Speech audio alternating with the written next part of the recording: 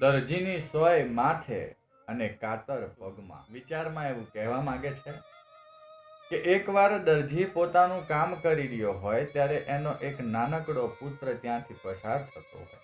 એ વારે વારે પોતાના પિતાને જોવે તો પિતા કપડાનું સિલાઈ મશીનનું જ્યારે કામ કરતા હોય ત્યારે વારે વારે સાયને પોતાની ટોપીમાં ભરાવે અને કાતરને પગમાં મૂકે. આ દ્રશ્ય જોઈ અને એ પુત્રને મનમાં પ્રશ્ન થયો કે પિતાશ્રી આવું કેમ કરતા હશે.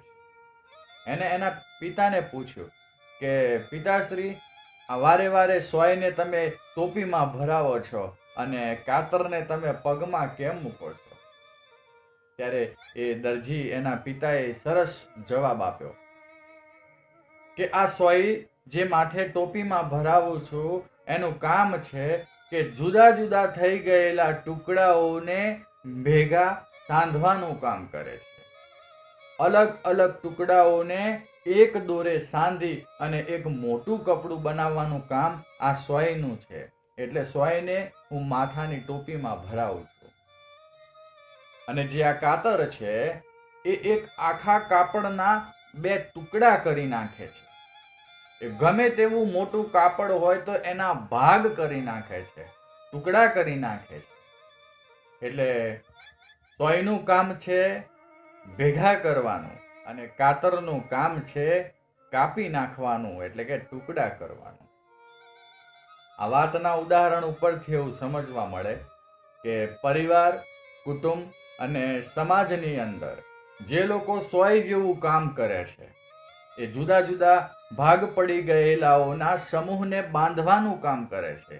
એવા સોય જેવા વ્યક્તિઓને હંમેશા આપણે માથે સ્થાન આપવું જોઈએ. પણ જે લોકો કાતરની જેમ એક આખા પરિવારને તોડવાનું કામ કરે છે, ટુકડા કરવાનું કામ કરે છે, જુદા કરવાનું કામ કરે છે, એવા લોકોનું સ્થાન પણ કાતરની જેમ પગમાં જ છે. ભાગલા કરવાથી, જુદા કરવાથી, જુવારું કરવાથી પ્રેમ વધતો નથી મિત્રો. સમય જતાની સાથે સાથે પ્રેમ અને લાગણીમાં પણ ઘટાડો થાય છે. જુદું કરવાની જે ભાવના છે એ વેર ઉઘાડે છે, એ અંદરથી વેરને નીકાળે છે, ઝેર ભાવ લાવે છે. ભાગ કરો, જુદું કરો, જુદું કરો. આ શબ્દથી જ વ્યક્તિનું પતન થવાની શરૂઆત થાય છે. એટલા જ માટે કાતર નહીં, સોય જેવા બનીએ, જુદા પડી ગયેલા ટુકડાઓને એક દોરે સાંધી